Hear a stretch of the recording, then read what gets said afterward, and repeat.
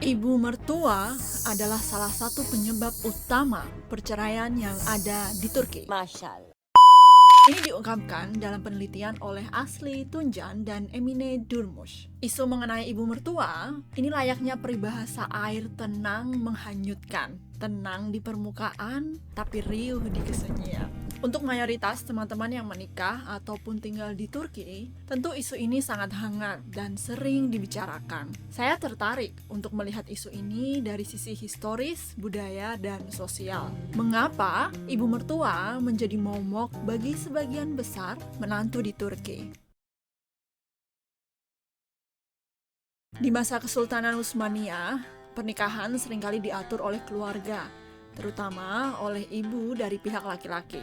Dalam keluarga bangsawan dan elit Ottoman misalnya, peran ibu mertua atau Valide Sultan sangat-sangat dominan. Mereka tidak hanya menentukan siapa yang akan menjadi istri dari anak laki-laki mereka, tetapi juga mengontrol hubungan dalam rumah tangga. Contoh terkenal adalah Kosem Sultan dan Nurbanus Sultan yang tidak hanya mengendalikan kehidupan pribadi anak-anak mereka, tapi juga memainkan peran besar dalam politik kekaisaran. Mereka memastikan bahwa menantu perempuan mereka berasal dari latar belakang yang sesuai dan dapat menjaga kepentingan dinasti. Wanita yang menjadi menantu diharapkan nantinya tunduk pada aturan keluarga suami dan seringkali harus hidup dalam bayang-bayang ibu mertuanya.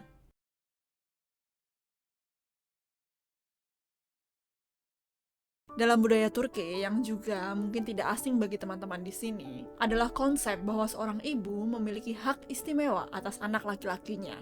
Sebuah pepatah Islam menyebutkan, hak seorang ibu adalah hak Tuhan, yang menegaskan betapa tingginya posisi seorang ibu dalam kehidupan anaknya. Penelitian menunjukkan bahwa anak laki-laki cenderung lebih dekat dengan ibu mereka dibandingkan dengan anak perempuan. Data menunjukkan bahwa 88,1% anak laki-laki merasa lebih dekat dengan ibu mereka. Sebaliknya, kedekatan dengan ayah lebih banyak dirasakan oleh anak perempuan, yakni 67,5% dibandingkan dengan anak laki-laki. Kedekatan emosional ini seringkali berlanjut setelah anak laki-laki menikah, yang menyebabkan ibu mertua tetap memiliki kontrol besar atas kehidupan rumah tangga anak mereka.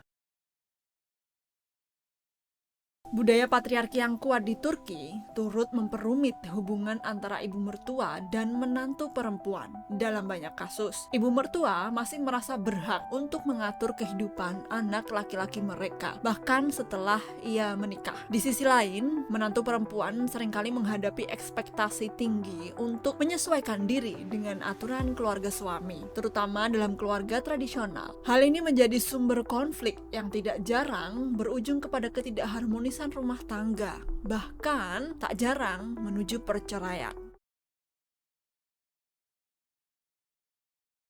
Seiring dengan modernisasi dan perubahan sosial di Turki, peran ibu mertua juga mengalami transformasi. Beberapa faktor yang berkontribusi terhadap perubahan ini antara lain yang pertama adalah urbanisasi dan independensi ekonomi. Saat ini banyak pasangan muda yang memilih untuk hidup mandiri, jauh dari pengaruh keluarga besar. Yang kedua, kesetaraan gender yang meningkat. Wanita di Turki semakin memiliki peran aktif dalam pendidikan dan juga pekerjaan, yang membuat mereka lebih mandiri dalam mengambil keputusan dalam pernikahan. Yang ketiga, meningkatnya angka perceraian. Ketika konflik dengan ibu mertua semakin tidak tertahankan, pasangan muda lebih cenderung memilih perceraian daripada mempertahankan pernikahan yang penuh tekanan. Meski peran ibu mertua mengalami transformasi dan perubahan, di dalam banyak keluarga, peran ibu mertua ini masih sangat kuat, terutama di daerah pedesaan dan dalam keluarga dengan nilai-nilai tradisional yang masih kental.